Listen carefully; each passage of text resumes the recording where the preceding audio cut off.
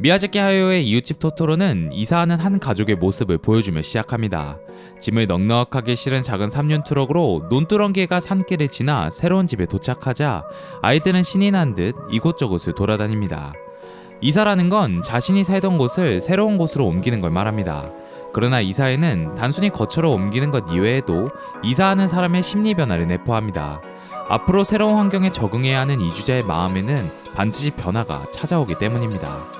이웃집 토토로 도입부의 이사 장면에는 기대감과 즐거움이 전면에 내세워져 있습니다. 아이들은 가구와 책으로 뒤덮인 좁은 짐칸에 탔음에도 카라멜을 먹으며 경치를 보거나 우체부 아저씨에게 손을 흔들어주는 등 들떠있는 모습입니다. 새로운 집에 도착한 뒤에는 집안을 탐험하듯 둘러보기도 하죠. 이웃집 토토로의 아이들에게 이사는 작은 모험인 겁니다.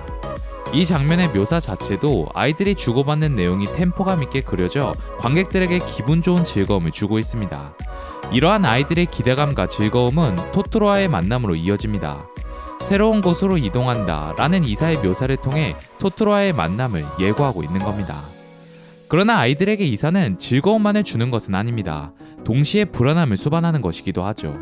미야자키 하야오의 센가치히로의 행방불명에는 이러한 이사에 대한 아이의 불안감이 짙게 묘사되어 있습니다. 센가치히로의 행방불명은 이웃집 토토로와 마찬가지로 한 가족이 자동차를 타고 이사하는 장면으로 시작합니다. 하지만 치히로는 사츠키 메이와 다르게 이사를 반기기는커녕 오히려 불만을 내비치고 있습니다. 아이들에게 이사는 주위 환경이 송두리째 변하는 낯선 곳으로의 이동을 뜻하기 때문입니다.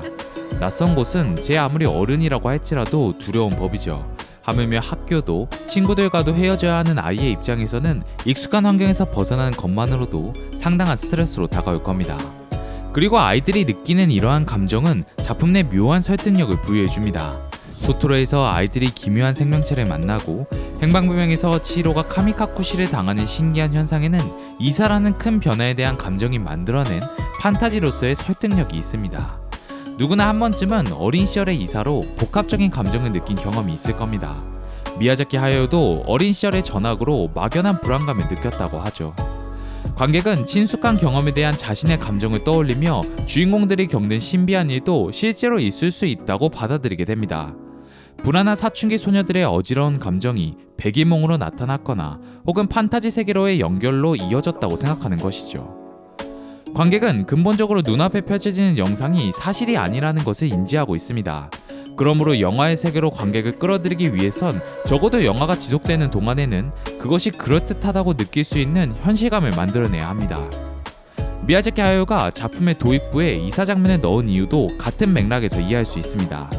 두 작품은 판타지 장르의 애니메이션으로 주인공과 판타지 세계를 연결하는 고리로서 이사를 활용하고 있는 것이죠. 미야자키는 공간적 이동을 중요시하는 연출가입니다. 그와 관련된 작품들은 기존의 공간에서 벗어나 새로운 세계와 마주하면서 시작합니다. 주인공은 이를 계기로 여러 상황을 극복하며 자아성장을 일궈내죠. 이들 작품 대다수가 모험에서 출발하는 반면 토토로와 행방불명에선 이사 장면이 도입부로 등장합니다. 모험과 이사는 공간적 이동이라는 의미에서 크게 다르지 않습니다. 단지 작품의 장르와 주인공의 설정에 따라 설득력의 차이가 있을 뿐이죠. 이러한 측면에서 미야자키 하야오의 작품은 굉장히 영리하다고 할 수 있습니다.